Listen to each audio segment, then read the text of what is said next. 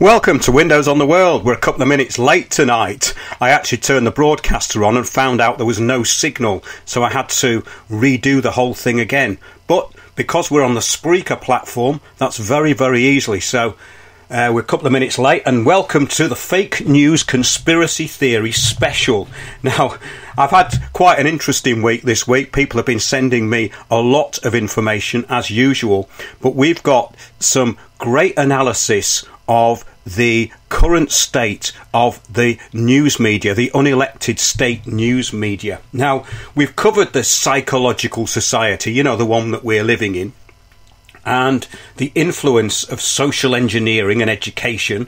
Well, let's start with a quote from someone who had a huge influence on the US education system, and it seems to have come true. His name was John Dewey. He was born October the 20th, 1859 in Burlington, Vermont. He died in New York in 1952. He's regarded as an American philosopher and educator who was a founder of the philosophical movement known as pragmatism, a pioneer in functional psychology and a leader of the progressive movement in education in the United States. Now, this is interesting. He followed the Prussian idea of state education. This was from around 1819, and Prussia had set up a three-tier school system where 1/2% of the population is taught to think, right? So I think we can see the results of this now. Get that right, 1/2% of the population was taught to think, and they would become the policy makers. 5.5% learn to partially think, so they would be probably the administrators, and 94% were taught to learn harmony, obedience, freedom from stressful thinking, and how to follow orders. Now, the thing is about all this, that we can actually see how all this went into social Darwinism. We look at G. Stanley Hall, who was born in 1844 in Massachusetts, and he was a psychologist who gave early impetus and direction to the development of psychology in the United States, frequently regarded as the founder of child psychology and educational psychology. He also did much to direct into the psychological currents of his time, the ideas of Darwin, Freud and others. Now, under this belief system, there is no God, no soul, no need for the props of traditional religion. So we can see how this has affected what we now have in our unelected media, because they are merely a reflection of this education system, which is actually in force through Common Core education. And it means there's no room for fixed natural law or permanent moral absolutes. And that's why we see this kind of changing belief system of what's going on. In other words, we've got this one corridor that we're led down, and anything outside that is an extremist view. So we're being led into the absolute epitome of what Huxley called the pharmacological society, this brave new world. And of course, we do mention this quite a lot, but I think it's very important to mention it a lot, because it's actually perfectly describing what we're living under. But I always used to talk a lot about natural law when I went into how things actually work, or how they're perceived to work, because this idea of natural law, that there's a natural order of things, I think is really important. And anybody who listens to the show would actually get onto that. I think Martin's just put in the chat box, the great George Carlin did a skit about this years ago. Well, he was very good at that, translating basically knowledge and philosophy into stand-up and putting it over so simply that people could get it. And yes, that's a great analogy, Martin, to start off. Yeah, natural law is the unwritten body of universal moral principles that underlie the ethical and legal norms by which human conduct is sometimes evaluated and governed. So natural law is often contrasted with positive law. Now, positive law is not, in my view, a good thing. That's the written rules and regulations enacted by government. That's the administration of law, which is totally different from natural law. And the term natural law is derived from the Roman jus naturale. Of course, natural law principles are an inherent part of nature. That's my point really about all this, that we're being taken away from nature. Now, I don't want to sound too cosmic, but this is actually a key point when we're talking about what's happened and what we're going to talk about this week. We're basically going to talk about people who lie for a living. You know, those people, the ones that describe anything outside the narrow corridor of opinion as a conspiracy theory, and even fake news or a hoax. We get all this sort of stuff. I mean, it's quite funny actually tonight. I was looking at our YouTube channel, and there's been this person who's posted, and it's kind of an epitome of this kind of stupid, unthinking mentality that people have. And I was just quite amazed at the replies this person gives. Now, he's quite a mature person, but I get this a lot, and it's usually on things where we're saying something controversial. And it was on this thing about Jo Cox. Now, it was just about the reporting from the trial. We actually did a great show called Jo Cox Murder and Propaganda. This was, of course, the MP for Batley and Spen, who was killed allegedly or officially by the far-right extremist Thomas Mayer, who, according to people who knew him, wasn't far-right or an extremist. And you can listen to that show, and the anomalies in the evidence are very, very clear. So we've got this guy, he looks about 50, he's got, these people are crazy. To them, everything is a conspiracy, right? To them, everything's a conspiracy. So, huge generalisation and a meaningless comment, really. So, if you think that, you may need to actually do some research on the matter. And he's come back with, you need professional help, right? So I've said, we do have help from lawyers and senior civil service people who give us information. In this case, we had evidence from family members of the accused. See our show, Jo Cox Murder and Propaganda. We always back up with facts, unlike the unelected state media. So he's put, lol, if you had facts, they wouldn't be conspiracy theories. Well, I've just told him that there's the facts, right? Believe what you want. Right, believe what you want, right? Well, if that was the case, then he wouldn't be actually getting irate about something he doesn't know about. He says, but remember that just because you haven't got an answer as to why something looks odd doesn't mean there isn't one. Again, meaningless. It doesn't mean anything. Or that you were mistaken about something in the first place. Just like with 9/11 and all the conspiracies, right, have been soundly debunked. So he says, just like with 9/11, all the conspiracies have been soundly debunked. Now, how can he say that all conspiracies have been debunked? Because there's conspiracies going on right now, up and down the country, that he would be incapable of even knowing about. So how could those be debunked? So I says, you've just exposed yourself to ridicule with that last comment. Thank you. And he's got, you do that on every video. I said, another pathetically poor and unreasoned response. You should work for the MI5 or any UK council. And the reason I've read that out is because tonight we're going to go into that sort of mentality. Debunked by the likes of Snopes.com. Thanks, Martin. Yes, Snopes, the very reliable debunking service. We're going to get into this actually tonight, Martin, so thanks for that. But basically, I wanted to get back to this natural law thing. And that's what these people have gone against. They've been absolutely brainwashed into fear. In other words, what that guy's saying is all based on fear. He's not open to anything. He's absolutely closed off. And this is all about the psychology of it. But natural law, this thing I always found worked in this kind of way. And if that sounds vague, I'm sorry about that. But basically, there's a natural law that's going on.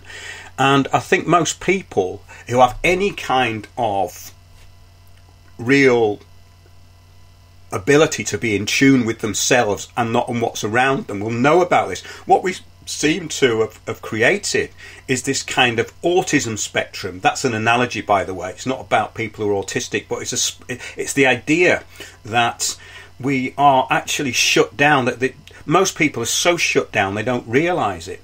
But this natural law principle, I always found it kind of worked. And whenever I was in this state of being able to go with the flow and actually do things, when we started off this website, Land of the Free, I always found it worked, this natural law principle. In other words, if you're doing something right, you often get a bit of help or things start to go your way. And I suppose the epitome of that is things like doing a basic thing like removing a clamp from a vehicle and you can't get it off because it's got a mobilidium chain, and there's some kind of divine intervention which happened to me, and the chain just shattered and drove away. So That's a rather petty kind of thing, but it does happen on bigger levels, obviously. It happens with intuition and all this sort of stuff. Far too big a thing to go into tonight, but that's what I actually want to get back to doing. I want to get back to talking about this stuff because in a way it's highly important to what's going on, and I'd rather actually be talking about giant skulls and basically sort of advanced civilizations, which I've got a huge backlog of at the moment. But talking of uncivilized and backward civilizations, natural law is often contrasted with positive law, which consists of the written rules and regulations. So positive law is actually not a good thing in my view. Natural law principles are an inherent part of nature and exist regardless of whether government recognises or enforces them. And that's the important thing. These things are universal, and you do not need a middleman to get to them. Believers in natural law, it says here, are of the general opinion that governments must incorporate natural law principles into their legal systems before justice can be achieved, which is why we get this administrative justice. In other words, you don't have to be there because it's an administrative process. I suppose the epitome of that would be something like the Farley ruling, this Lord Farley of Birkenhead, and he stated that in cases like the Child Support Agency where they make up a fee and it can basically get to the level of your house being stolen, many people committed suicide because they had these fake fees made up that they were owed for their children who'd already grown up, and they were actually stated to be a bit of a lever by Noel Shanahan and the CSA. In other words, they were basically a tool of fear, and that's an important thing with all this stuff. It's all about the fear. That's what keeps people in line. And this Lord Farley of Birkenhead, he said that the magistrates or judge cannot challenge an order from the likes of the CSA. Now wait a minute, if they're doing it and it's an estimate and it's a bit of a lever and it's not true, but it can't be challenged in an administrative court, then what does that mean? It means there is no court. So in other words, there's no law, there's no natural law. So believers in natural law are of the general opinion that governments must incorporate natural law principles. That's very, very important to me, that is. There are three schools of natural law theory: divine natural law, secular natural law and historical natural law. And divine natural law represents the system of principles believed to have been revealed or inspired by God or other supreme and supernatural being. They leave that a bit vague. Secular natural law, that's known as the divine laws of God with the physical, biological and behavioural laws of nature as understood by human reason. And this school theorises about the uniform and fixed rules of nature, particularly human nature, to identify moral and ethical norms. Already getting onto a bit of sticky ground there, in my view, going away from what it's really about. Historical natural law basically is known as to conform with the well-established but unwritten customs, traditions and experiences that evolved over the course of history. Now, sometimes those are quite important on a high level, but we'd have to be going up to the priest class for them to be important there. The stuff that gets passed down to us is of no importance, obviously, because we're in the half of 1% generally, we're assumed to be. So if you go against nature, you get the current psychological worldview. This is what I'm getting to. In other words, like, the thing is that psychology introduced a lot of subversion, and we are under ideological subversion. That's what the UK is under, and a big thing of what we're going to be talking about tonight. You're probably thinking, is he ever going to get to the point? Well, in a way I am, because psychology is the weapon used against the masses and also used to program this current worldview. And it's based on the most absurd ideas originally, like Freud's dream analysis, which was absolutely pathetic. I won't bother reading it out, but having studied dream analysis, which goes back thousands of years, you get this imbecile, in my opinion, making it all up as though it's all about sexual deviancy and hidden and repressed sexual feelings. Well, some dreams are like that, but most of them actually aren't. And you've got prophetic dreams, you've got dreams that are symbolic, you've got dreams that can be basically lucid dreams, which you are the active participant in, and then of course you've got the outer body experiences, which is obviously something that he never experienced, because if Freud had experienced outer body or anything like that, he wouldn't have ended up like he did. The problem is that a lot of people still believe in his theories, and well, I say it's a problem because there are some people who I quite respect who believe in his theories. However, that's a different kind of situation. We don't want to go into there, but I do have problems with psychology like that. But let's look at this. The extremist, fake, globalist created left. Now, this is an absolute tool of psychological manipulation on a scale that is absolutely minuscule and stupid. Now, it's the groupthink and mind control going on within this. And basically, the idea of it to me is like, it's so stupid that I can't believe that anybody falls for it anymore. And again, that's going to be what we're going to be talking about tonight. It's basically proof that Brave New World and 1984 were documentaries, you know. But let's talk about the unelected state media, because they are unelected. We never elected the BBC. And as a little diversion here, I've been contacted this week by people who aren't paying the TV licence. Now, of course, you don't have to pay your TV licence. No one has to pay it. You don't have to watch TV, more importantly. And hopefully, by the end of this show, people who are paying a TV licence will hopefully throw their TVs out the window, unless they're using them just for computer games or a monitor, like the person who contacted me. But the other point about this is the TV licensing thing now seems banal to me, because you get this employee of Capita turning up, and there's no need to be really nasty to these people, but I remember it was quite amusing, actually. Well, not amusing for the people who turned up on your doorstep, but when all this stuff was coming about Savile, you got all these people, when the TV licensing guy came to the door, he's just an employee of Capita, they're going, "Get away, you pedo!" And it's so absurd, it's funny in a way. In other words, someone turns up at your door asking if you've got a TV license, go away, you pedo. And that kind of, there's lots of videos where that happens, and it's kind of, in a way, it's like absurdist humour, you know. But the point is that you don't have to let them into the house. Right, that's rule number one. They can go and get a fake warrant, which is what they actually do most of the time. They get these fake warrants that are generated by people in a local county court who just stamp it, and that's internal stuff done within the court. They're not proper warrants. If you look at a guy called James Reporting on YouTube, you'll actually see that he did a whole series of videos in very minute detail about how this guy had come to his house and perjured himself, basically to get this fake warrant to get into the house. But that's beside the point. Now, they're going to have to go down to the court to do that. But one, you don't have to let them in. Two, if you are stupid enough to let a complete stranger from a private company across your threshold and into your property, make sure you tell them it's on their full public liability. And then, if you're silly enough to sign a confession that you're doing something illegal in your own house, which is what they ask you to do, and you actually sign something that states watching television is illegal, what sort of person does that make you? That makes you a victim of the psychological society, in my view. It's absolutely ridiculous that people still think that they should be paying the BBC, and hopefully after tonight's show less people will be paying the BBC. But basically, the unelected state media are now exposing their role in repeating the security services narrative on a regular basis. That's what I was getting to. Martin's just said, I haven't watched TV for more than 5 years now. They used to let you say why you did not want the licence.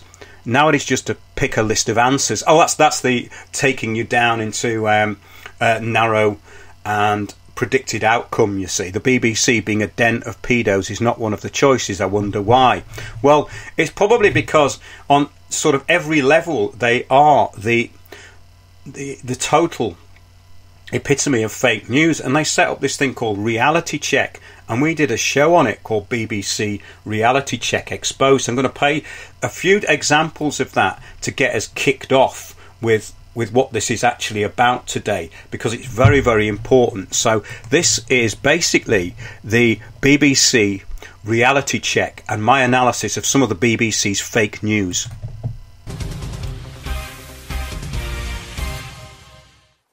Welcome to Windows on the World. Now, we've just done a show on the BBC initiative, which is called Reality Check. It started this year, and what they're trying to do is counter what they're calling fake news. Now, we're going to give you some great examples of the BBC's fake news in this very short show.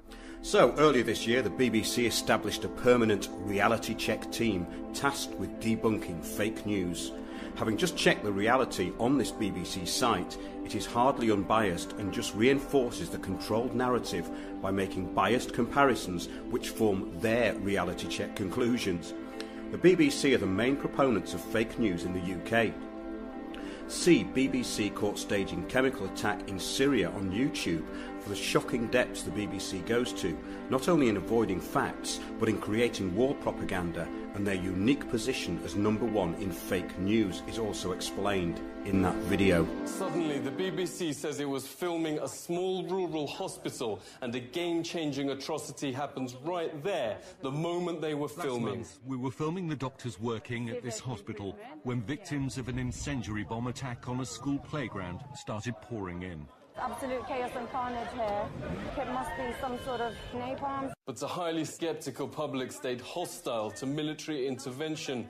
Exactly 1 month later, the leaders are trying to pin a chemical weapons attack on Syria without success. The BBC airs exactly the same footage but digitally alters the word napalm for, quote, chemical weapons, hoping no one will notice. Absolute chaos and carnage here. It must be some sort of chemical weapon. Not only did folks notice, but it unleashed a massive public investigation, which made some extremely disturbing findings.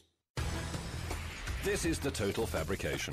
From beginning to end of an atrocity with BBC reporter Ian Pannell standing amidst a tableau of very bad actors.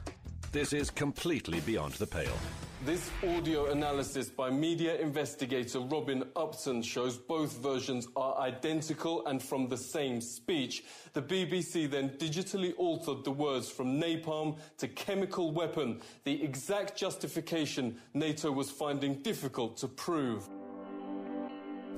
The fake report featured actors who looked like extras in a no-budget zombie comedy movie.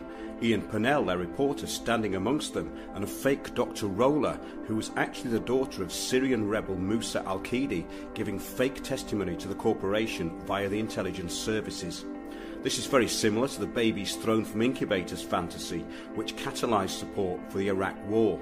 It was perpetuated by criminals in the US government like Tom Lantos and the Hill and Knowlton PR group to force a UN mandate in favour of war on Iraq. This is very similar tactics we're seeing here from the BBC. And after the agreed consensus for war, the story was officially debunked as untrue, and the witness, Nurse Naira, was found to be the daughter of the Kuwaiti ambassador to the US. So again, very similar tactics being used there. Our final witness is also using an assumed name, and again we ask our friends in the media to respect the need for her to protect her family. Mr. Chairman and members of the committee, my name is Naira, and I just came out of Kuwait. It's the second week after an invasion. I volunteered at the Al-Adan hospital with 12 other women who wanted to help as well. I was the youngest volunteer. The other women were from 20 to 30 years old. While I was there, I saw the Iraqi soldiers come into the hospital with guns. They took the babies out of the incubators, and left the children to die on the cold floor. Spearheaded by BBC News director James Harding, Reality Check will see a group of fact-checkers probe outlandish tales for accuracy before giving their own verdicts for readers to make an informed judgment call on that day's social media stories. Where we see a deliberately misleading story masquerading as news, we'll publish a reality check that says so. As you can see behind me, the Trade Center appears to be still burning. We see these huge clouds of smoke and ash, and we know that behind that there's an empty piece of what was a very familiar New York skyline, a symbol of the financial prosperity of this city, but completely disappeared now, and New York is still unable to take on board what has happened to them today. Jane, I think many of us, when we heard the news, perhaps on the radio earlier today, were completely flabbergasted by it and just couldn't comprehend it. I mean, it almost sounded too far-fetched. I was wondering what it's felt like for you being in Manhattan. Well, unfortunately, I think we've lost the line with Jane Stanley in Manhattan. Well, that was a good start, wasn't it? So we had the babies, and threw the babies out of the incubator. Oh. And even though that story was debunked a couple of weeks later, it had the desired effect on the public, because if you come up with a good soundbite and repeat it often enough, the public actually tend to forget when it's not even real. Even if it's debunked, people will still keep that in their minds, which is very important as to what I was talking about at the beginning of the show. But now we're going to get on to the real meat and potatoes, because the BBC have excelled themselves most recently, absolutely excelled themselves in fake news and absolute ridiculous conspiracy theories. And also, they've proved conclusively that they get their narratives directly from MI5. So, following last week's show, we reported the results of the Democracy Perception, which was this poll of 125,000 people. And 64% of participants in democracies, or so-called democratic countries, stated that government never or rarely acted in the public interest, which is quite amazing, really. This week, another poll published in the US and available, it's on Zero Hedge, you can look that up, revealed 72% of respondents believed the mainstream media to be knowingly misleading the public.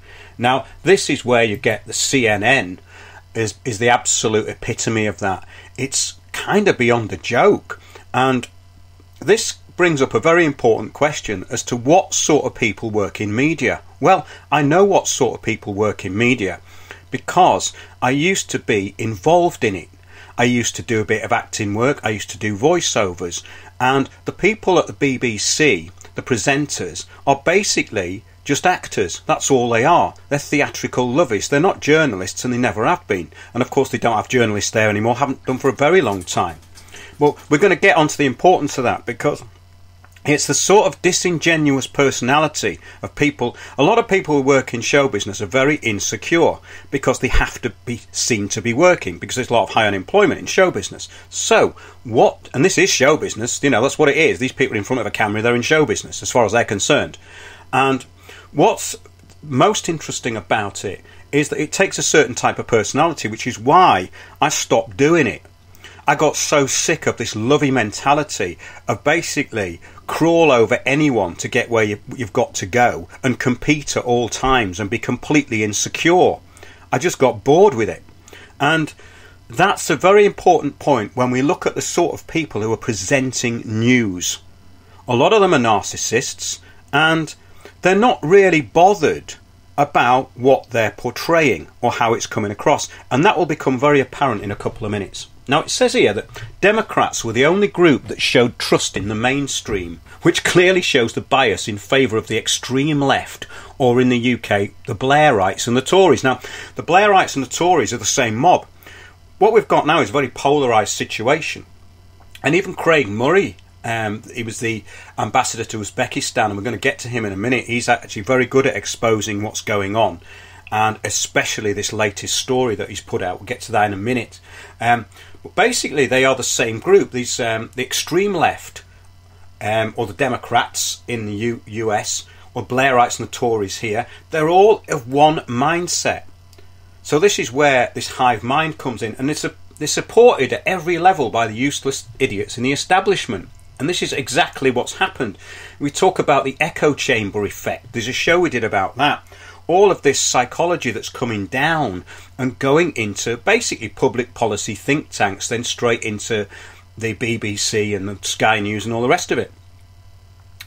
We talked about the fact that think tanks, like Demos was saying, you know, they were going to have open infiltration of the public, and we're going to have direct action groups like Soros groups. That's what the direct action groups they're talking about. They're talking about that kind of direct action. Now, the thing is, before we carry on with this, I want to get to useful idiots, because we've had to withdraw a previous award for Useless Idiot of the Week, which was several weeks ago for Walthamstow Labour MP Stella Creasy.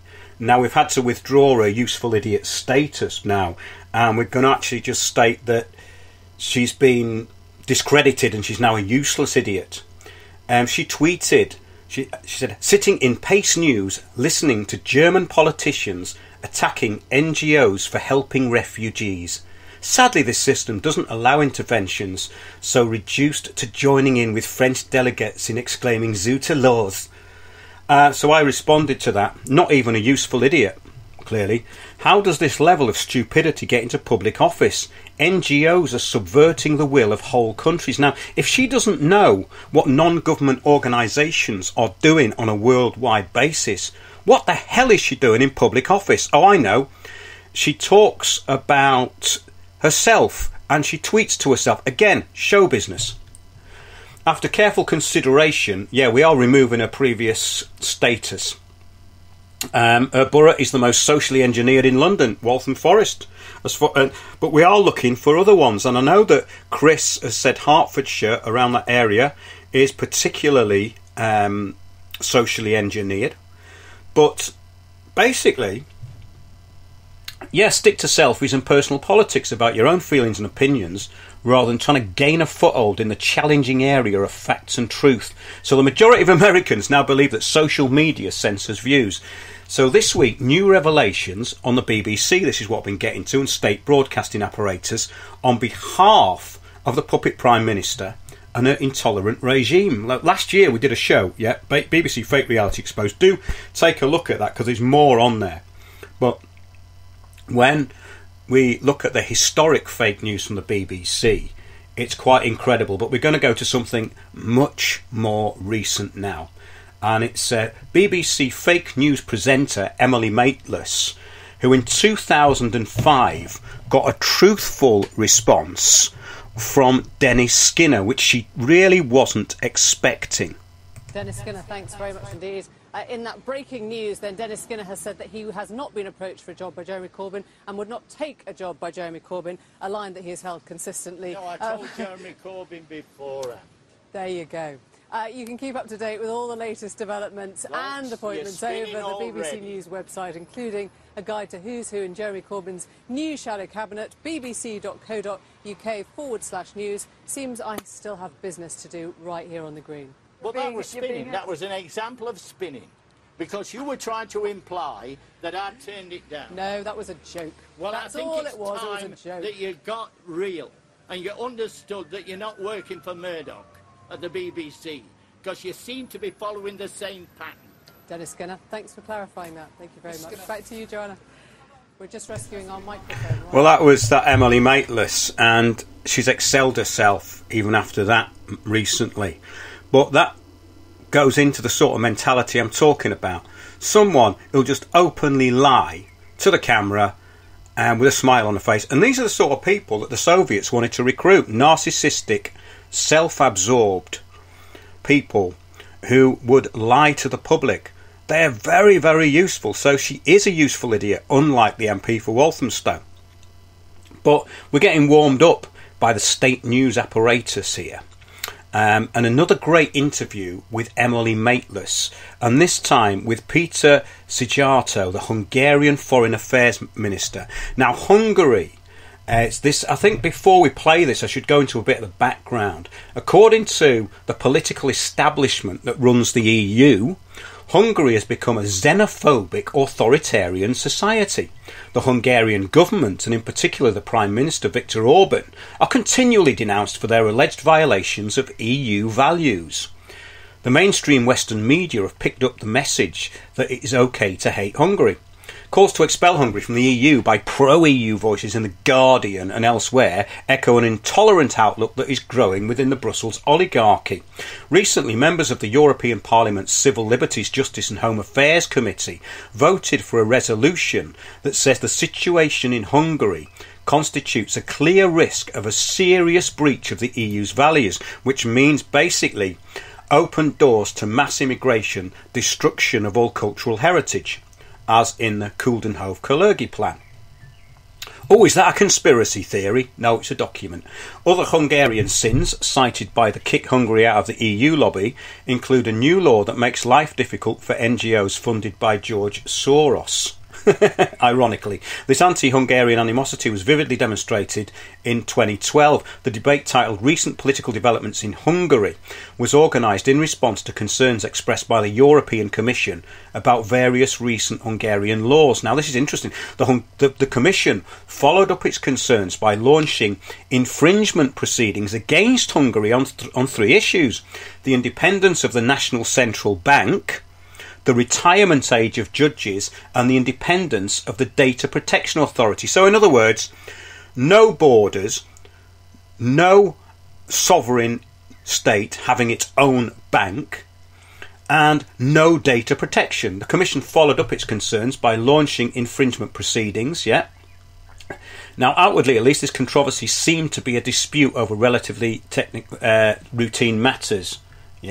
A very different view unfolded, and basically now we can see what it is. But what I'd like to do is go to this interview with Emily Maitlis, who has just completely proved how disingenuous she was in that last clip. And now we're going to see an update, hear an update. And this was recently. This is with the Hungarian foreign Home Office guy, Peter, who I just mentioned a minute ago, and I've slightly gone to Peter Szijjártó, the Hungarian Foreign Affairs Minister. You use this question of an influx or an invitation or security, whereas really it comes down to something much more simple with your government, doesn't it? When you look at Viktor Orban's words, he's compared immigration to a flu epidemic, he's talked of Muslim invaders, he's talked of Christian Hungary and a mixed population with no sense of identity, and he's called the people coming in potential terrorists. So this isn't actually about immigration, is it? It's about xenophobia. No, I have to reject that, and I take it as an insult, what you have just said, because we Hungarians, we do have the right, and no one can take that away from us. We have the right to make our own decision, whom we would like to allow to enter the territory in Hungary and who we do not allow to enter the territory of Hungary. And you don't want to come in are Muslims, is that right? Just if you can let me finish. That if you don't mind, but I would like to answer your previous question, because that was concluded by a very serious insult against my country, and I have to reject that again, because I always have shown respect to everyone who asks me, but I expect respect not for myself, because who cares, but for my country. And can you imagine if somebody in our government was that empowered, was that vibrant, was that diverse? Well, that's quite incredible, really. Somebody actually standing up for their own country and standing up to that horrible, disingenuous show business creature. So now this is more for those who watch TV and shouldn't, right? Let's go over to Sky News, right? Now, this is an interesting one. And it's from earlier this year. And it was British Army spokesman General Jonathan Shaw about the war in Syria, who inadvertently crossed the party line and told the truth. April 13th, 2018. Tonight, General Jonathan Shaw, former head of the British Armed Forces in Iraq, was abruptly cut off. He quickly found out while appearing on Sky News what happens when you go off script and don't toe the line on military aggression. These people don't even try to hide their bias. What we've heard from either Sergei Lavrov or indeed the Russian ambassador has made it more difficult for the UK to launch any kind of attack without putting it to Parliament. Yeah, I think quite apart from all that, the debate that seems to be missing from this is, and this was actually mentioned by the ambassador, was what possible motive might have triggered Syria to launch a chemical attack at this time in this place. The Syrians are winning. Don't take my word for it. Take the American military's word for it. General Vogel, the head of CENTCOM, he said to Congress the other day, Assad has won this war, and we need to face that. So, and then you got last week the statement by Trump, or the tweet by Trump, that America had finished with ISIL and we were going to pull out soon, very soon. And then suddenly you get... Okay, I'm very sorry. You've been very patient waiting for us, but we do need to leave it there. I'm very sorry. Thank you very much indeed. More to come on Sky News. Do stay tuned. Yeah, much more to come on Sky News there. That was brilliant. And we've got another example of that coming up soon, when somebody inadvertently tells the truth and goes off script. The intelligence services are never far away. They have to be listening. So that was General Jonathan Shaw there. And I think those guys are quite funny, because they say, I'm coming live from his home in Berkshire. And we're going to go up to Berkshire in a bit to see how the counterintelligence trolls are doing up there, because we haven't heard from General Orderly Wingate for a couple of days now, getting a bit worried as to how the psychological operation is going against the British public. But this week, the BBC reporter let the truth out. This is again the BBC, about MI6 involvement in rendition and torture to gain intelligence in Libya to overthrow Gaddafi. And this is from Craig Murray's blog, and it's called Blair and Brown Governments Gory with Torture. And he says, even I was taken aback by the sheer scale of British active involvement in extraordinary rendition revealed in yesterday's report. It came out a couple of days ago, this. Now, it was about detainee mistreatment and rendition 2001 to 2011, the Parliamentary Intelligence and Security Committee. Now, Dominic Grieve and the committee, he says, Dominic Grieve was one of the people who's on the board of this, basically chairing it, I think, deserve congratulations for their honesty, integrity and above all persistence. It is plain from the report that 10 Downing Street did everything possible to handicap the work of the committee. Most crucially, they were allowed only to interview extremely senior civil servants and not allowed to interview those actively engaged in the torture and rendition programme. Theresa May specifically and deliberately ruled out the committee from questioning any official who might be placed at risk of criminal proceedings. That's in paragraph 11 of the report, which you can download. The determination of the government to protect those who are complicit in torture tells us much more about their future intentions than any fake apology, he says. In fact, it's impossible to read paragraphs 9 to 14 without being astonished at the sheer audacity of Theresa May's attempts to obstruct the inquiry. They were allowed to interview only 4 out of 23 requested witnesses, and those were not allowed to talk about the specifics of the operations in which they were involved, nor fill in any gaps in the timeline. If the UK had a genuinely free media, this executive obstruction of the inquiry would be the lead story. Instead, it's not mentioned in any corporate or state media, despite the committee report containing a firm protest. It's worth reflecting that the Tory government has acted time and time again to protect New Labour's Tony Blair, David Miliband, Jack Straw and Gordon Brown from any punishment for their complicity in torture, and indeed to limit the information on it available to the public. The truth is that the Tories and New Labour, this is where he agrees with our point of view, are all part of the same elite interest group, and when under pressure they stick together as a class against the people. Couldn't have put it better myself. Absolutely spot on. Which is what we have been saying for years. Yes, exactly. The Tories and Blairites are the acceptable official governing media corridor of power. Right? They are the actual branch of the government which is the only one in which we are allowed to discuss, which is why everything else is outside it. Despite being hamstrung by government, the committee managed through exhaustive research of classified documents to pull together evidence of British involvement in extraordinary rendition and mistreatment of detainees on a massive scale. Now get this, the committee found 596 individual documented incidents of the security services obtaining intelligence in inverted commas, because what they mean is confessions under torture. Now confessions under torture and things people say under torture cannot be relied upon, but they're still doing it. They were still doing it, ranging from 2 incidents of direct involvement, that means they were there, 13 to 15 of actually being in the room, through those where the US or other authorities admitted to the torture, to those where the detainee told the officer they had been tortured. They found 3 instances where the UK had paid for rendition flights. That's on the record there. Jack Straw and Richard Dearlove had agreed a deliberate and considered policy of obtaining intelligence through torture.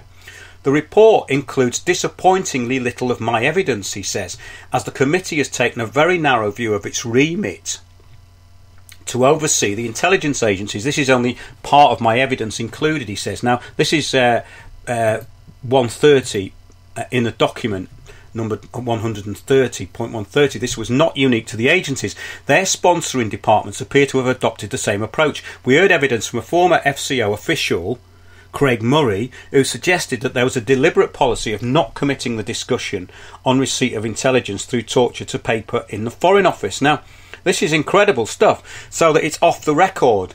In July 2004, when he was ambassador to Tashkent, he raised concerns about the use of Uzbek intelligence derived from torture in a formal exchange of telegrams with the FCO.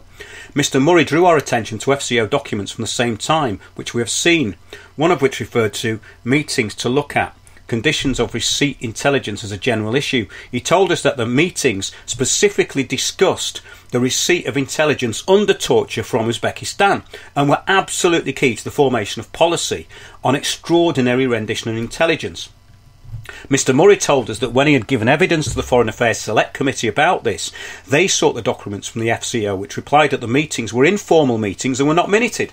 He went on to say the idea that you have regular meetings convened at director level, convened by the Director of Security and Intelligence, where you are discussing the receipt of intelligence from torture and you do not minute those meetings, is an impossibility unless an actual decision or instruction not to minute the meetings has been given.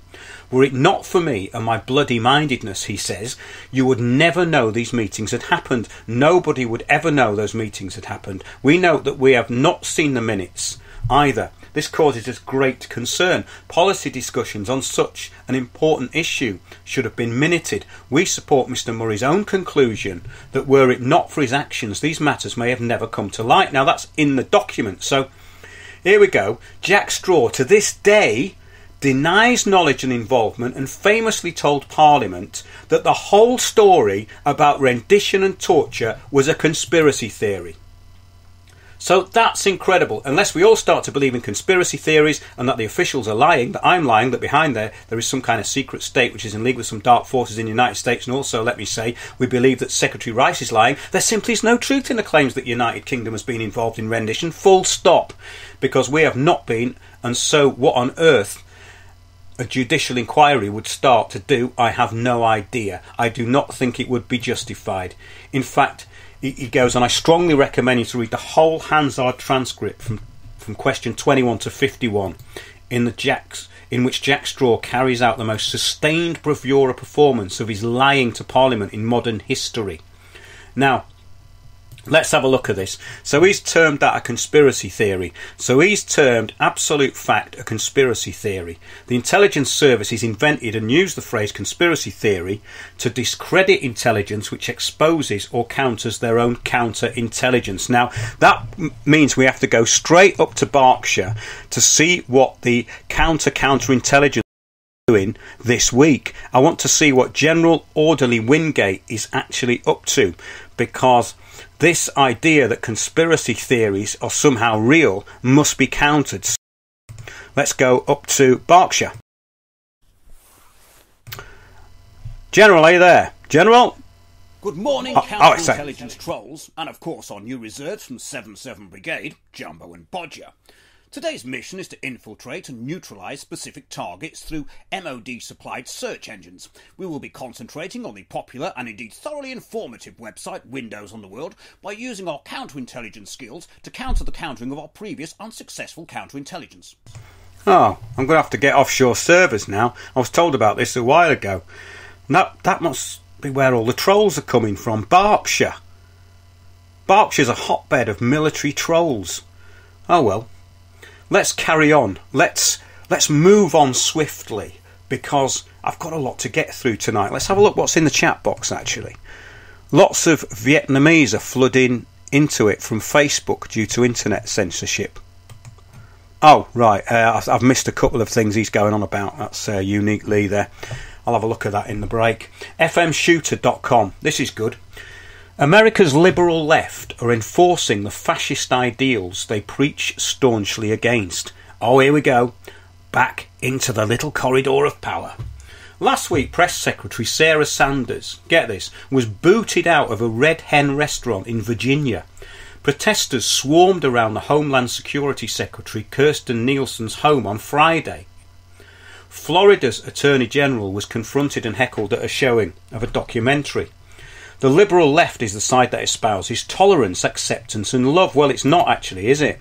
Because they talk about hate speak all the time, but their way and the only narrative of speaking is this incredibly Orwellian newspeak, which actually, as we discovered at the beginning of the show, cannot form an argument.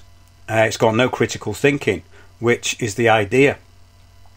Now, it says here, a news clip that reeked of practising intolerant extremist enforcement to stand up against fascist ideals. Maxine Waters advocated for those within the Trump administration to face harassment, all for doing their job. Now, this goes into what the intelligence services were saying through Demos about citizen groups taking direct action. So, again, it's the Soros principle. This is all psychological nonsense. So let's have a listen to this Maxine Waters, what she actually said. I want to tell you, for these members of his cabinet who remain and try to defend him, they're not going to be able to go to a restaurant. They're not going to be able to stop at a gas station. They're not going to be able to shop at a department store. The people are going to turn on them. They're going to protest. They're going to absolutely harass them until they decide that they're going to tell the president, no, I can't hang with you. This is wrong. This is unconscionable. We can't keep doing this to children.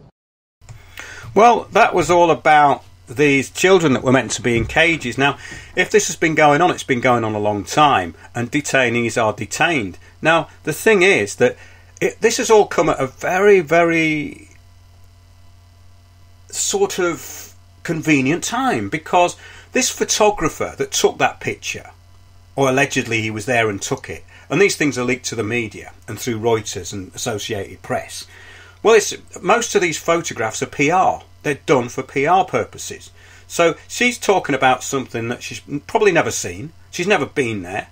And just repeating it like a useful idiot that she is. But when they're starting to ask for people to disrupt things and harass people who have been elected, then we're into the area of Antifa and what they're doing. And again, this is extremism. And the fact that they can go and harass people in restaurants, and this kind of liberal left think that that's okay. And I've seen these clips, and it's a bit much, really. I mean, the thing is, there's loads of people I'd like to go and harangue, but I do it politely, and I do it with a sense of fun. But these people do not have any sense of humour either, which is very dangerous, because that means that they've got no real sense of reason either.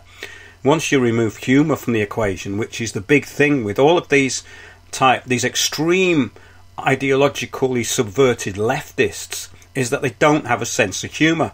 And as their mentor Saul Alinsky says, that humour is a man's best weapon. Well, they've lost that, which is very, very unfortunate. Martin says, many unaccompanied child migrants just disappear into the hands of the pedos. Well, of course they do. But the other thing is that where are their parents? You know, I mean, we get these ridiculous one-sided things. I mean, if you do this, you have to investigate things properly, and that's not what we never get. And it's been made clear tonight by talking about this stuff that basically it says as Nielsen left her home, the protesters hurled vitriolic insults at her, stating, "History will remember you." One shouted, "You belong in The Hague. You're a modern-day Nazi," another jeered. Now, this is incredible stuff, because they just go on about the same thing all the time. They can never deviate from the script. So that's two members of the Trump administration forced out of public for no reason other than their political beliefs. And the NPR defended the incident, calling Nielsen a hypocrite for eating at a Mexican restaurant. Now, this is typical of the mentality of these people, because deep down they are racists, because they see problems with race everywhere they look. And when I look at people, I don't really see that, but they have to bring it up all the time. It's like this idiot who we're going to do a big piece on, actually, is the epitome of the Antifa lunatic who's been harassing me. And if anybody out there gets anything from this character, this basically Cambridge educated cultural Marxist loser who keeps trying to harass me and people I know, do send it in, because I'm actually preparing a dossier. I might even send it up to Berkshire for General Orderly Wingate to look at, because he might get some ideas for his counter-intelligence trolls by looking through it. But that's just an incredible thing that they put identity politics into everything. And that's the thing. It's all about identity. This self-conscious need to identify yourself all the time and identify other people. And if they can't put you in a box, then they just have to use Nazi, fascist, racist, or one of these other two terms that they use. Now, the thing is that when we look at this, this is Pam Bondi, the Republican Attorney General of Florida, was heckled over the weekend as she left a showing of a documentary. Now, demonstrators shouted her down as she left the theatre, asking, what would the director think about you and your legacy in Florida? And others shouted, "You're a horrible person," as she was escorted out by the police. Now, that's just the sort of nonsense, the ad hominem rubbish that these people come up with all the time. They start shouting these very childish insults at you because they haven't got logic or rhetoric or grammar. The irony of the venue that these protesters chose for demonstrating must be entirely lost on them. We're in a movie, she said, we're in a movie about anti-bullying and practicing peace, love and tolerance and accepting people for their differences. All of this isn't even mentioning the worst offender of the week, Peter Fonda.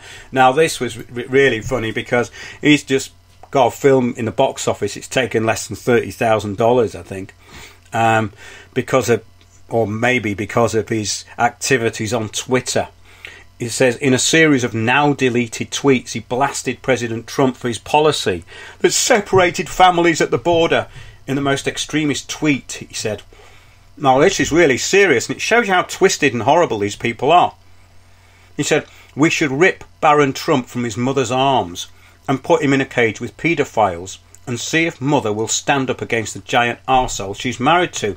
Now, this goes to show how closeted these people are, and he's kind of let the cat out of the bag there about what Hollywood's really about, I should think.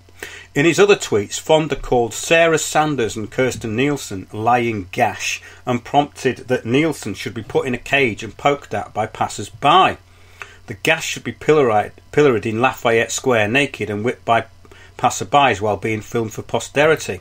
Now, I don't know whether he was on drugs at the time he wrote it, but there's still no excuse for that. I mean, the thing is that this liberal left is brilliant at hate speak, and that's what they're doing, and that's exactly what their mentors wanted them to do, you know.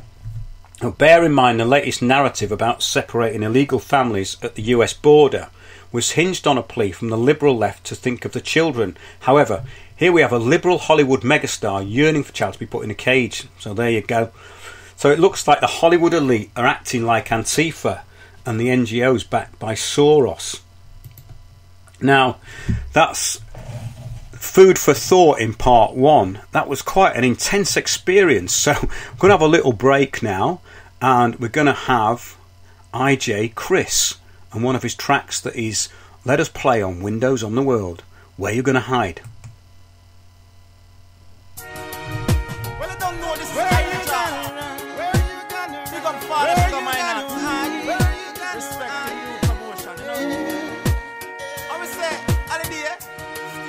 No place to run. front, no place to hide. When one want to say, before them kill a St. Thomas one day and that wrong. Last year I know. Same situation. New crime strategies every day. Put on the gun, man, put on the gun. Yet still so much are dying. Yeah. Children can't come out to play. Before them kill out St. Thomas the other day. Cause in the streets gunshots so spray. Yeah. You can't be too blind to see that it's a fulfillment of prophecy. You know that. Better get down on your knees. And the only thing can save us right now. Drop and leave all things to the Almighty. Yes, no man knows his destiny. So you want to take a next man's life? But all these things will have to be judgment filled. Who have eyes, let them see. Who have ears, let them hear. That there be wars and rumors of wars, earthquake, lightning and thunder, more settlers and fire. There will be wars and rumors of wars, earthquake, lightning and thunder, brimstone and fire. Also there will be wars and rumors of wars, nation fighting against nations, mothers against sons. Oh, there will be wars and rumors of wars.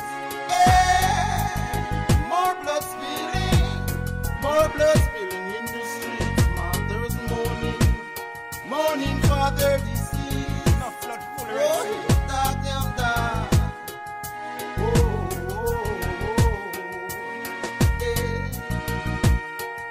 Where you gonna run? Where you gonna hide? Where you gonna run? Just wait until tomorrow. Watch 'em out. For your dirty deeds, you'll have to pay. Your judgment day, draw it near. For your dirty deeds, you'll have to pay. Wars and rumors of war, earthquake, lightning and thunder, more settlers than buyers. Better know. There will be wars and rumors of wars, earthquake, lightning and thunder, brimstone and fire. Hotter there will be wars. Judgment from Babylon. Wars and rumors of wars, nation fighting against nations, mothers against sons. Boy, babes are being babes. Babes are being babes. Babes are being babes. Babes are being. Welcome back to Windows on the World. Well, that was an interesting little break. We managed to ban a troll. It's the first time I've banned a troll. Oh, that's great, isn't it? I think I knew who it was. I think it was the idiot I was talking about and asking for intelligence on. If that's the right word. I don't know whether intelligence goes with that.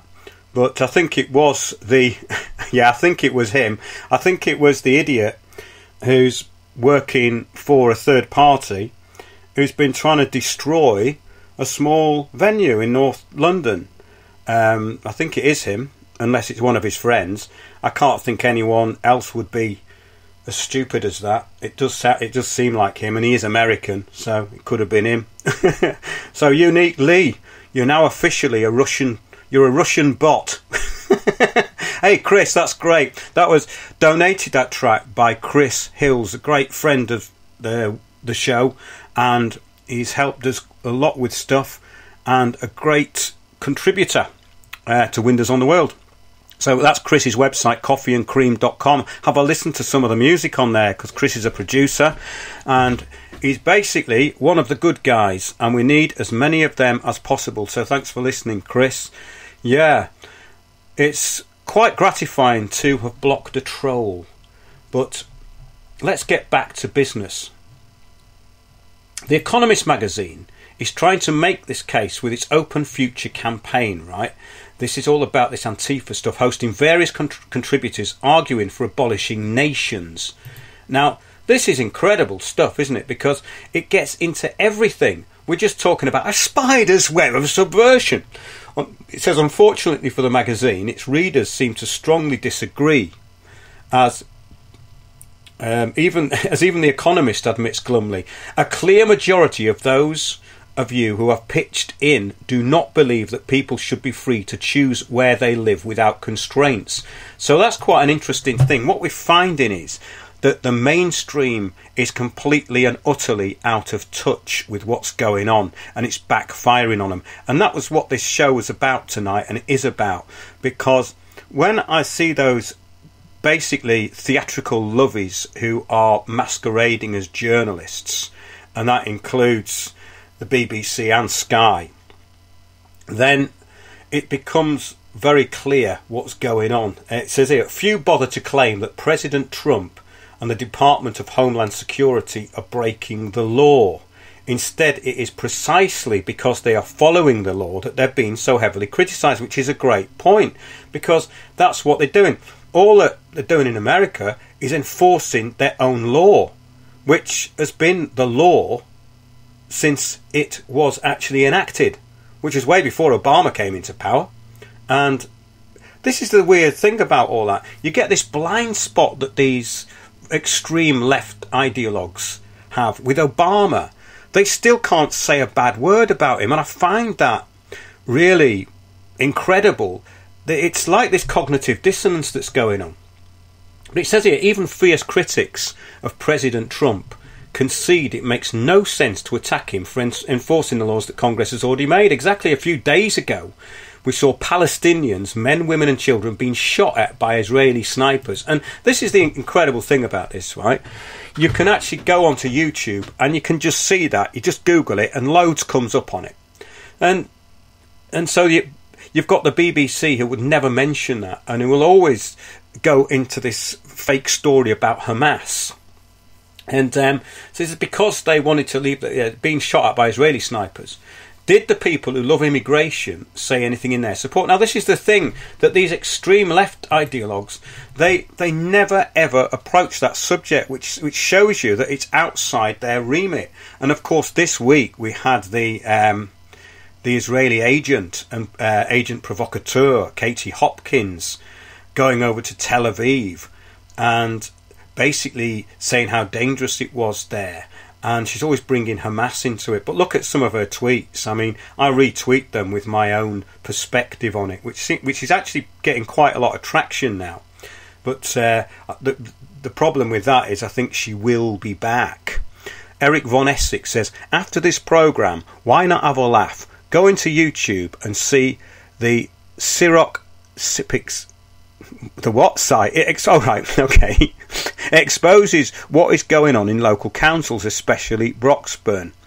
Okay, I think I will do that, because we're getting more and more people sending us stuff through the internet into Windows Towers, into our administrative section, the administrative section of Windows Towers, which is exposing what's going on everywhere. So the template is the same. Now, what's brilliant about all this is they've run out of ideas, officially. Ideas have just disappeared. And what we've got left are the drones. We're talking about this, basically, the 1/2%, which I would like to think are our listeners, which we talked about at the beginning of the show. So it's... Andrew Marr. Yeah, now, basically, he got rebuked. And the BBC was made to apologise because he said that children were being killed in Gaza, which they are. But he had to apologise over that. Now, we reported last week about this Southern Poverty Law Centre, this Sajid Nawaz.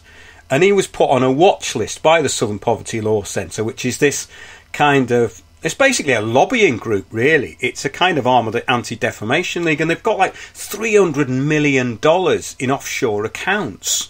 And the good news is that people have started to sue them, which is absolutely fantastic. So this Sajid Nawaz, he started this Quilliam, which is his think tank, which I've already talked about on Windows on the World. It's meant to be countering extremism, and we have brought that up on previous shows. But he's successfully sued the Southern Poverty Law Centre for $3.35 million, which is great. So they've got $27 million left.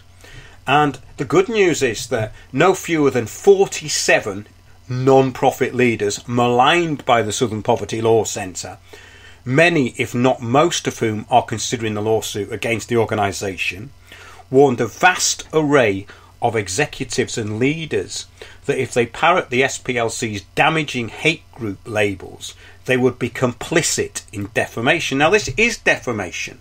So what we're doing is we're getting defamation and we are meant to take it. Well, we're not going to take it anymore. This is great news. This is the fight back that I think could be an interesting and revealing situation. Editors, CEOs, shareholders and consumers alike are on notice. Anyone relying upon and repeating its misrepresentations is complicit in the SPLC's harmful defamation of large numbers of American citizens who, like the undersigned, and they've sent this letter, have been vilified simply for working to protect our country and freedoms. The signatories wrote, that's what they've actually put. They've been vilified for working to protect our country and freedoms. Good, I like that. The letter followed news broken at PJ Media that no fewer now than 60 organisations are considering suing the SPLC. So it's going up all the time, following a groundbreaking settlement in which the organisation formally apologised to the Muslim reformer, Sajid Nawaz.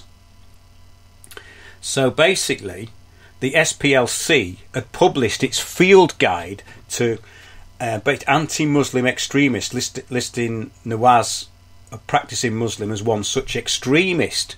The left-wing group listed various and changing reasons for including him, even at one point mentioning that he'd gone to a strip club for his bachelor party. So this is the weird thing about this Southern Poverty Law Centre, because they were the ones who managed to find the manual that Thomas Mayer had downloaded in about 1999, which told him how to make some sort of gun, and it was linked to some extremist propaganda. It's all very dubious, because why would they know about it and our intelligence services wouldn't know about it? Interesting side issue here.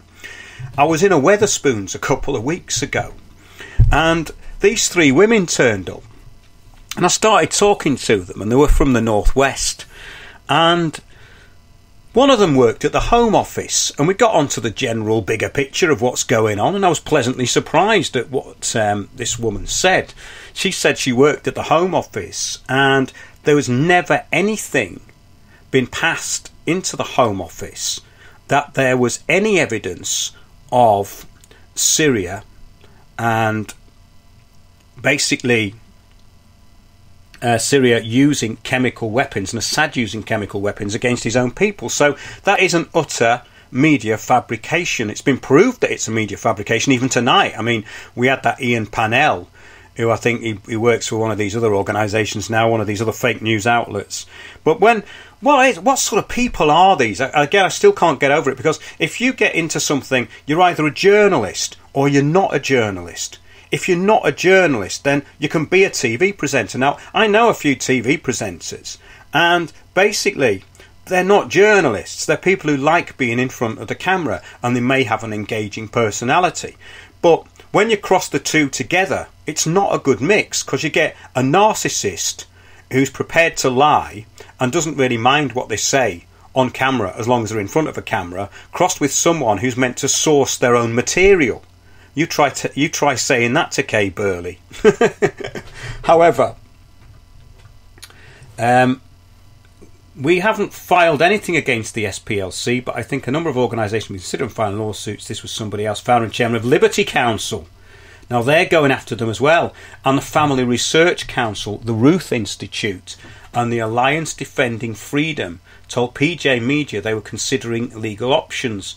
Liberty Council filed a lawsuit against the charity, their navigation organisation called GuideStar, for defamation after GuideStar adopted the SPLC's hate group list. So it goes, yeah, this is another thing. Now that's the thing. Once you get on these lists, they go into this spider's web of subversion. It's a bit like what happens on Crime Stoppers, which is how I got it taken down. That they put you on there, and all of a sudden you'll get into all these local newspapers who just make up a headline about you. And that's really a good analogy for what's going on, because that's all that's happening here. So yeah, it says but the thing is about this is based on their opinion. So they're giving their opinion, what they think is hate speech. Now, how can that possibly even be allowed to happen? Because if it's an opinion, then you can't actually swear to it. It's an opinion. It's what you think. It's not a fact. So good that they're getting overturned. Now, this form of psychological attack, this is interesting.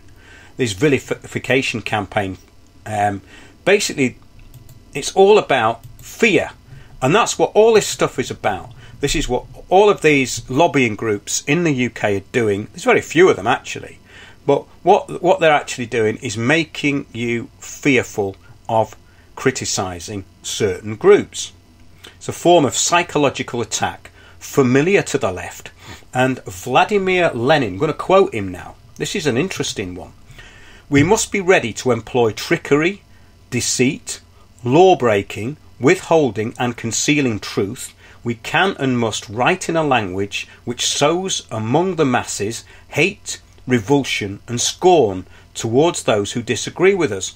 Now, isn't that exactly what's going on? That's exactly what Cameron was saying we should be putting into the public with the Saul Alinsky rules when he started off the big society in 2010. It's exactly what Obama was doing.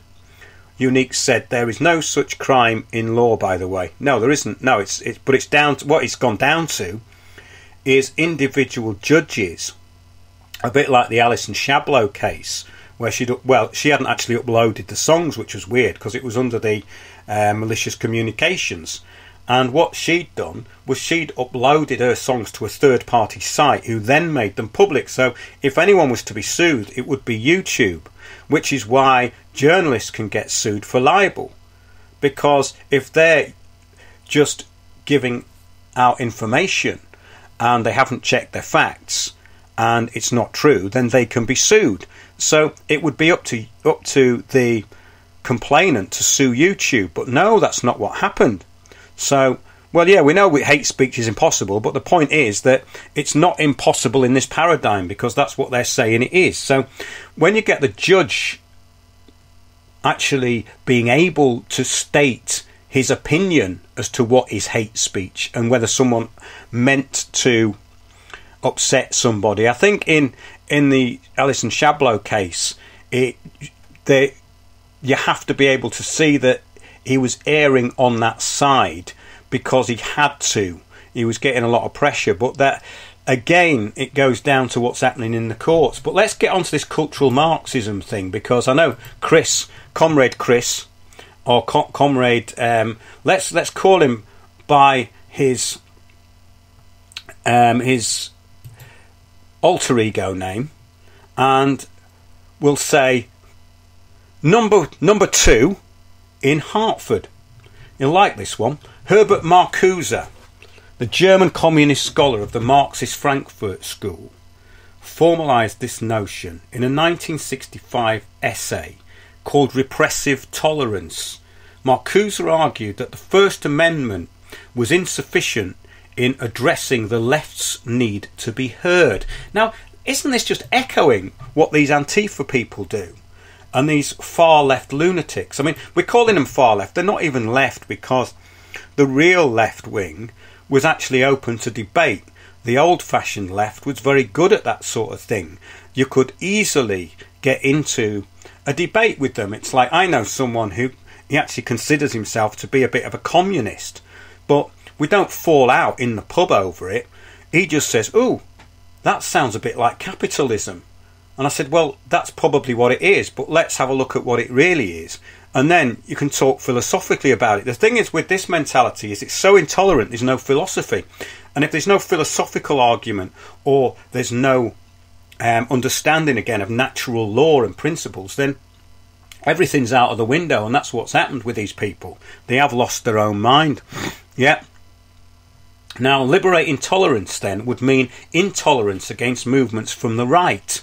Now, this is an interesting point, isn't it? Liberating tolerance would mean intolerance against movements from what they think are the right, and toleration of movements from the left. Not equal, but more representation of the left would be equalisation of the prevailing inequality. Marcuse himself was an associate of Julian Bond. Now, this goes back to the Southern Poverty Law Centre, an SPLC board member. From its founding, Marcuse and Bond were co-founders of the left-wing newspaper In These Times. They both served on the National Conference for New Politics and were involved in other radical activism. Now, this, of course, is the Frankfurt School we're talking about here, the precursor to the Frankfurt School.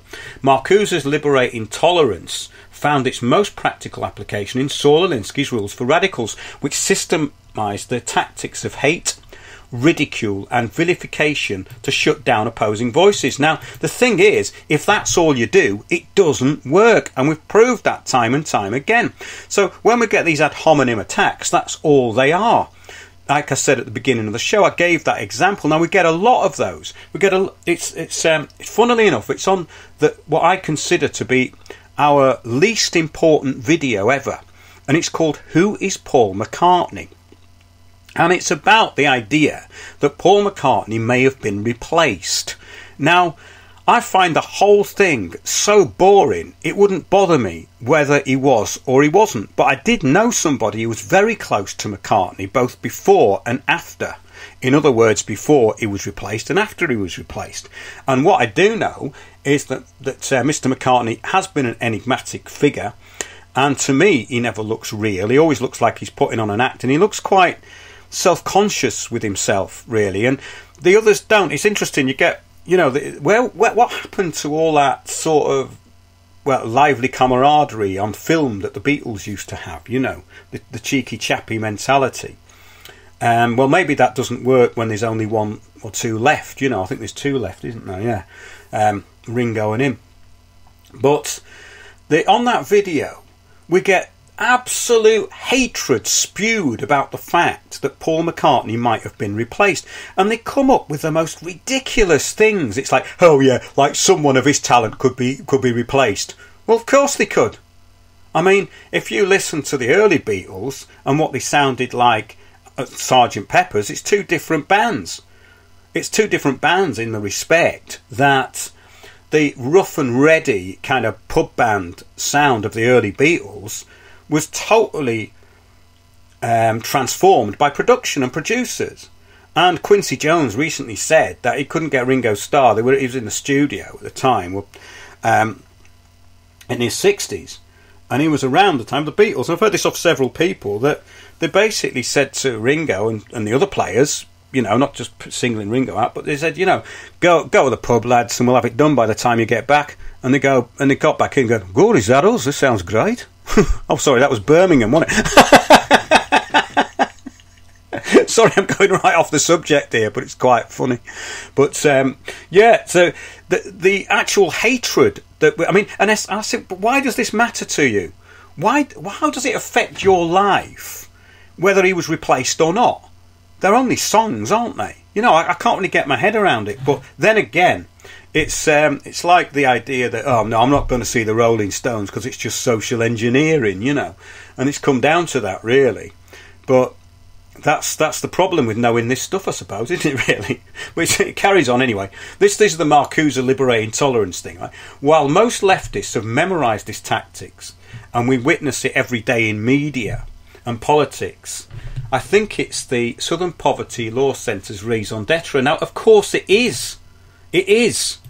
And that idiot who I had to block just now, that's his raison d'etre. That's all they can do. They're educated beyond their intelligence, a lot of these people, and most of these people haven't got any proper education really, because when it comes down to it, education is about transforming yourself, really. It's actually about real knowledge, and you don't really learn any of that in any of these institutions, unfortunately.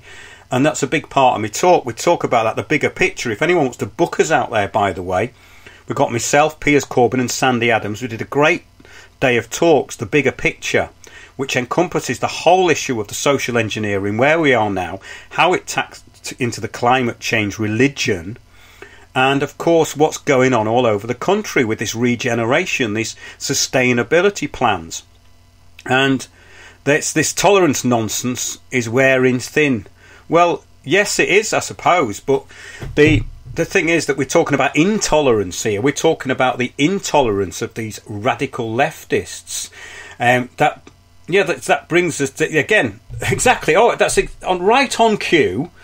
I was going to talk about our talks, and I had it on. I was going to put it on my script there, and it's actually there. So I'm not off script tonight, even though I haven't got one. Apparently, says Eric. Apparently, many of the Beatles' songs, the rights are owned by the Tavistock Centre. Now, I don't know that. I don't know that, but I do know the power of the Tavistock Institute. And I have confronted them on all sorts of things, including their social dreaming. And the thing is about that, I'm glad you brought that up, actually. Because the Tavistock Institute, they have global vision.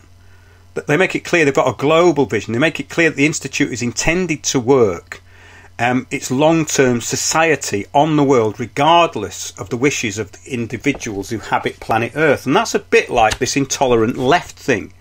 It's exactly the same. It's about knocking the world into shape. You know, the original use of the term invisible college prior to the announced creation of Tavistock is an informal association created by Rees.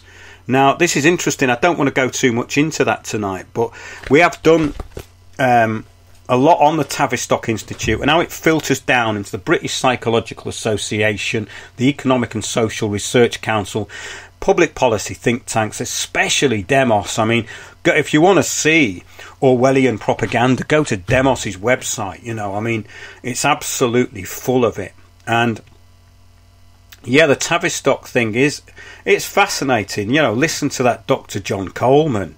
He's very good. He had access to stuff in the British Library because he'd actually worked for the government, so he could get hold of these manuscripts that described how it was set up by these people there were the Harnsworth brothers who got rebranded as Lord Rothermere and another lord. I did a whole show on it, actually. You can find that in the archive. And a lot of the stuff that we're talking about today we've gone over in great detail, including all this cultural Marxism stuff.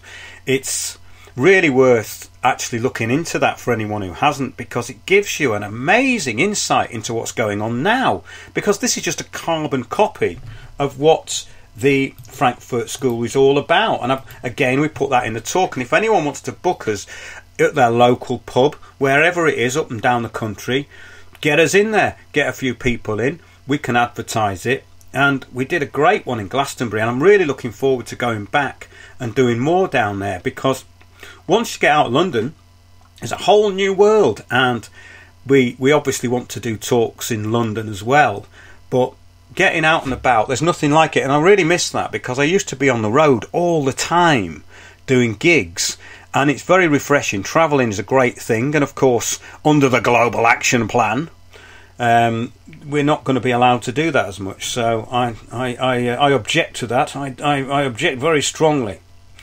However, let's get into the tech world now, and where does Silicon Valley fit into all this? Now, we're going back to this Southern Poverty Law Centre thing, right? There's a warning to companies such as Facebook, Amazon, Google and Twitter who rely on the SPLC for guidance on hate groups, a bit like what Martin was saying earlier on with that Snopes. I mean, that is so unbelievably discredited, even in mainstream media, that Snopes, that you have to laugh at it, really. Editors, CEOs, shareholders and consumers alike are on notice. Anyone relying upon and repeating its misrepresentations is complicit in the SPLC's harmful defamation of large numbers of American citizens. Yeah? SPLC to police hate speech, right? Now, four of the world's biggest tech platforms have working partnerships with a left-wing non-profit that has a track record of inaccuracies and routinely labels conservative organisations as hate groups. Yes, Facebook, Amazon, Google and Twitter all work with or consult with the Southern Poverty Law Centre in policing their platforms for hate speech or hate groups. A Daily Caller News Foundation investigation found. It says the SPLC is on a list of external experts and organisations that Facebook works with to inform our hate speech policies. So they have hate speech policies. Facebook spokesman Ruchida Budara told the DCNF in an interview, of the four companies, Amazon gives the SPLC the most direct authority over its platform. They found that while Facebook emphasises its independence from the SPLC, Amazon does the opposite. Jeff Bezos' company grants the SPLC broad policing power over the Amazon Smile charitable program. Now, this is where you actually contribute to charities through Amazon. And it's this tiny, infinitesimally small amount of money that goes to charities through them. But also, this is another thing that is not listed here, is that YouTube have now started to recruit ambassadors or change agents or basically citizen spy programs. And what these ambassadors are going to do is basically be taught what to look for as hate speech on YouTube. So, can we see that this is a template? Does this seem like a template that's been played out everywhere? I think it does, doesn't it? So, yes, it says we remove organisations that the SPLC, this is Amazon, deems as ineligible, an Amazon spokesman stated. Amazon grants the SPLC that power because we don't want to be biased whatsoever, said the spokeswoman, who could not say whether Amazon considers the SPLC to be unbiased. Well, that's all come nicely apart now, hasn't it? Absolutely fallen to bits. Now, this is from June the 28th. We're going to get onto this as well. This is very interesting. Michael Kadar, a joint Israeli-US citizen resident in Israel, has been convicted. You'll see where this links up in a minute. I'm not going off on a tangent. This is absolutely related. Convicted of making over 2,000 bomb threats to Jewish organisations around the world from August 2016 to March 2017, which were all blamed on white racists, attributed by the Jewish-controlled media to Trump's rise, and used to justify the banning of dozens of books on Amazon. Now, it's not dozens of books on Amazon, right? This is an understatement. It's hundreds of books on Amazon, because it was also the Yad Vashem, which is this Holocaust museum in Israel, Holocaust Centre, basically, that banned hundreds of revisionist books, like everything from Castle Hill, which was revisionist history based on empirical fact. So that was just incredible when that happened, because we got books like Nick Collestrom's book Breaking the Spell being banned, and just hundreds and hundreds of books, and including, as I say, all the stuff from Castle Hill Publishing. And this is real scientific, fact-based, revisionist history. Absolutely terrible. So yeah, getting back to this, according to a report in the Jewish Telegraph Agency, Kedar was convicted in the Tel Aviv District Court on Thursday on multiple counts of extortion for waging an intimidation campaign of bomb threats, including against Jewish community centres in the United States last year. Israel refused to extradite Kedar to America, despite requests from the FBI on account of the fact that most of the crimes were committed in their jurisdiction. Israel has a firm policy of never allowing Israelis to be tried in basically outside Israel unless they can help it. Delivering the verdict in a closed-door session, Judge Zevi Garfinkel rejected the defence's claim that the teen was mentally unfit to stand trial, saying he was fully aware of the consequences of his actions. It carries on. The defendant has changed his version of events multiple times according to what suits him the most, the judge says. Oh, he should be working for the BBC, shouldn't he? He very much understands the significance of his actions. Authorities say he made thousands of threatening calls, mostly to community centres and schools in the US, from January to March 2017, using an online calling service that disguised his voice and allowed him to hide his identity. He also targeted hundreds of airlines and airports, malls and police stations in the US, Canada, the UK, New Zealand, Australia and Britain, and tried to extort Republican State Senator Ernesto Lopez from Delaware. The hoax bomb threats sent a chill through communities and raised fears of anti-Semitism, the Jewish Telegraph Agency said. The fear of anti-Semitism was widely used to blame Trump and led to successful appeals to Amazon to ban books, which the lobby and Yad Vashem did not want on sale, just like I've just said.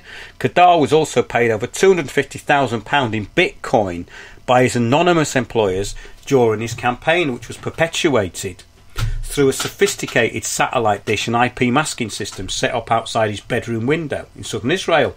Kedar was given free rein to continue his campaign until Trump ordered the FBI to fly to Israel to demand that the Israeli police act. In March 2018, charges were lodged against Kedar in Florida, Georgia and Washington DC, and US officials said he could face a maximum jail term of 20 years for hate crimes. 10 years imprisonment for each bomb threat and a 5-year sentence for other hoax and cyberstalking charges. The court didn't say whether he would be sentenced or not. Now that's absolutely incredible, really, because when you look into this and see what happened as a result of that, the whole thing was a complete fabrication. So on the back of this basically false flag hoax perpetuated by someone in Israel, all of those books were banned. You just couldn't make it up, could you, really? It's incredible. So what have we got in the chat box? Yeah. Okay, so we talked about people talking about videos. Yeah. Let's carry on.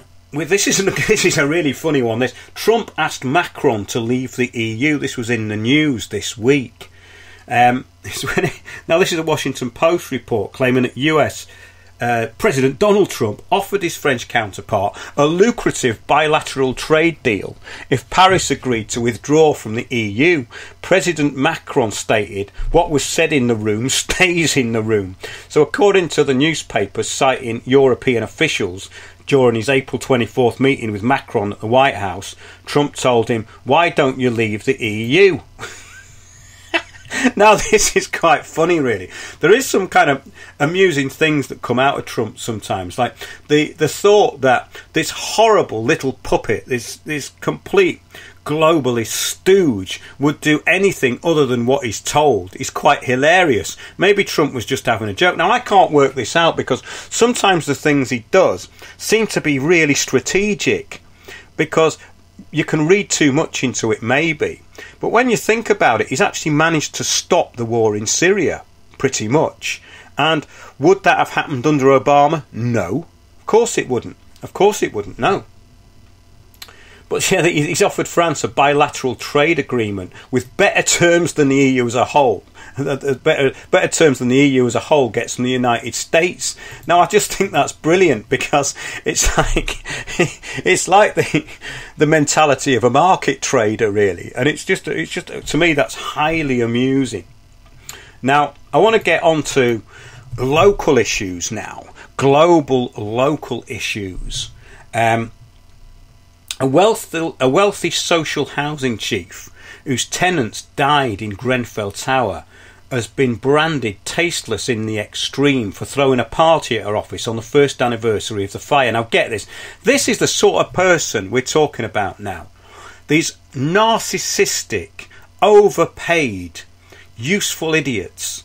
I mean, this is absolutely disgusting. Notting Hill, Genesis, because they've now combined this, Piers Corbyn's been talking about, it's Notting Hill and Genesis, these housing associations that come together to form this conglomerate. The chief executive, Kate Davies, was told to show some respect after inviting her pals to celebrate her new fashion book, again, vacuous nonsense that these people are interested in, on Thursday night, at the same time as a memorial for the 72 who died. 8 residents with Notting Hill housing died in 3 Grenfell flats. It was used as temporary accommodation last June.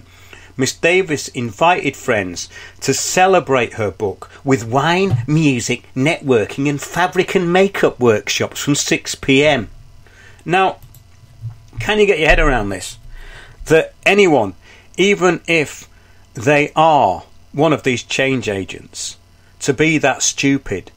I mean, the level of self-absorption and narcissism there is off the charts, and that one needs to be exposed everywhere. We are going to be exposing in the forthcoming weeks housing associations which are basically abusing elderly tenants. I've had some great intelligence come through to Windows Towers over the past couple of weeks, and we're going to be covering this story. And the level of this is pretty disgusting, and it ties into what is really going on. There's definitely abuse of the elderly going on, and I was going to get into this amount of deaths that's been going on in Hampshire over this period due to basically people being put down. But I want to do that next week because I've got even more intel on that. Now, it's great I'm calling it intel now, because I think we should do what our friends in Berkshire do. You know, we have to have intel. You know, but this is incredible, right? This is this housing association which I'm going to be doing an investigation into, and this lady has written to them, and they've written back saying, first, I would like to ask you. Hang on a minute. Let me get into this. Let me get into this. Right. Let me just get into this. It's from someone at this housing trust, and what they've said is that we don't want you talking to any media and bringing us into disrepute. Now, they assume that anyone talking to the media is going to bring them into disrepute.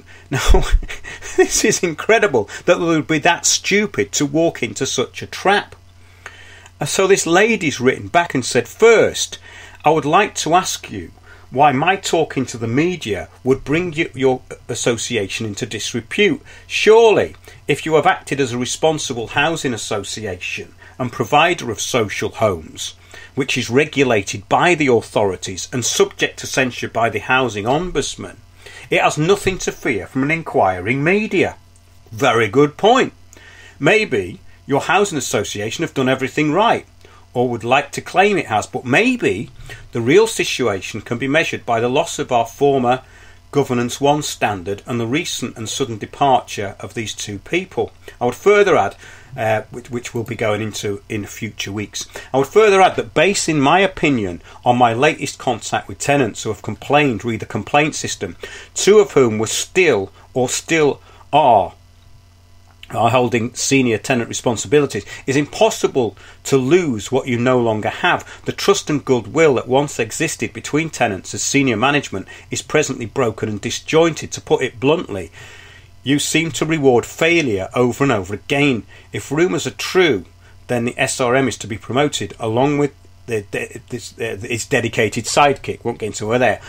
When every tenant rep I speak to would prefer to see them both strung up and booted out of the organisation. The resentment by tenants is that real. I am under no doubt that they wish a similar fate for the NRM and some of his staff. The message I received when contacting tenants was crystal clear. Even if it's not what your organisation want to hear, it is to sack the entire management. It is not fit for purpose. It is biased. It protects each other, and tenants are on an afterthought, if that.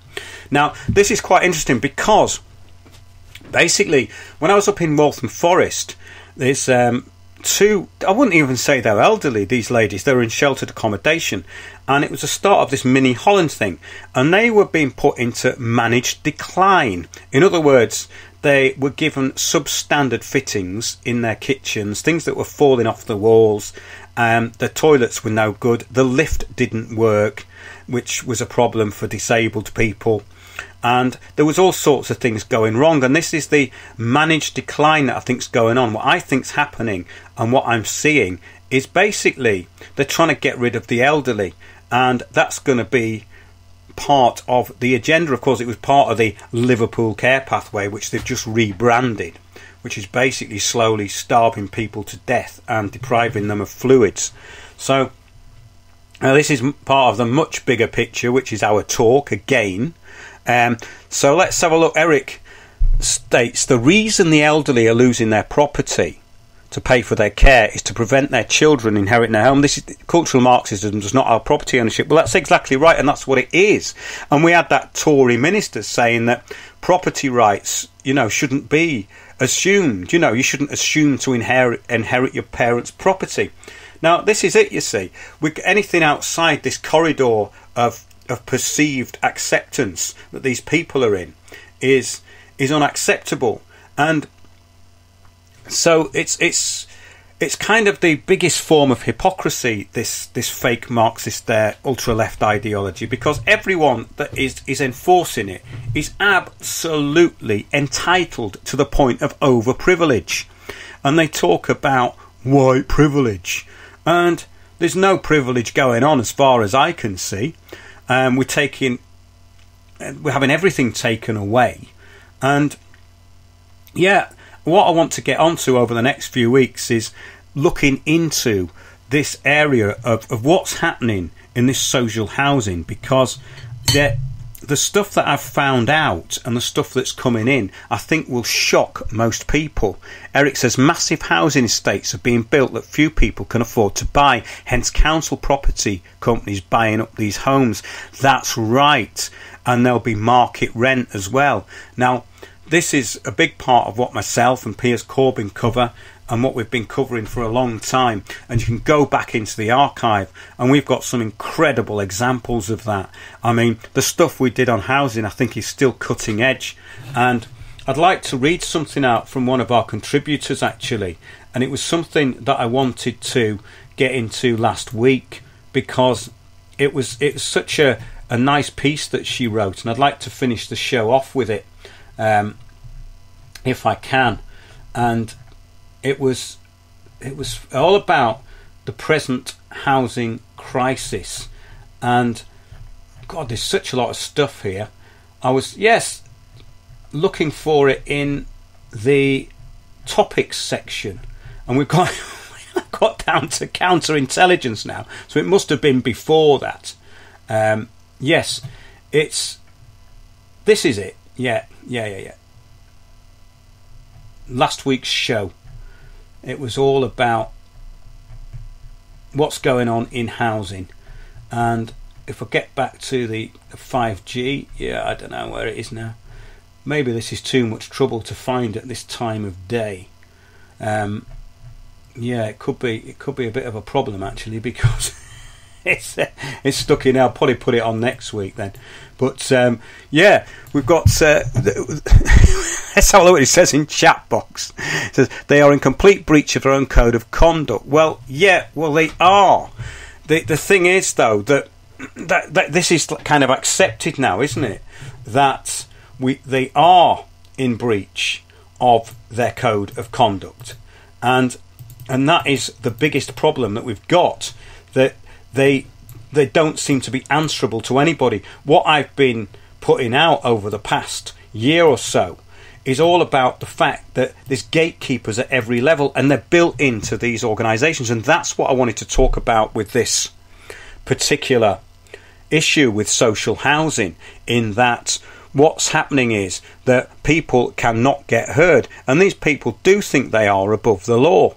And I suppose the only way to do this is to openly name and shame them, and we will be doing that, and we have done in the past. And if you look at our shows, we've been incredibly successful at doing it, and I think that's one of the most encouraging things about doing this, because I like to be able to confront these people and know that we're on the right side of the law and there's nothing they can do about it, and they get knocked back. And I think if there's a bigger movement like this, which would be an invisible movement, it would be individual collectivism, because I don't agree with forming groups and naming them, because every single one of those groups that has been formed and named and come up with some kind of alternative has been infiltrated, or has been basically a setup from the start.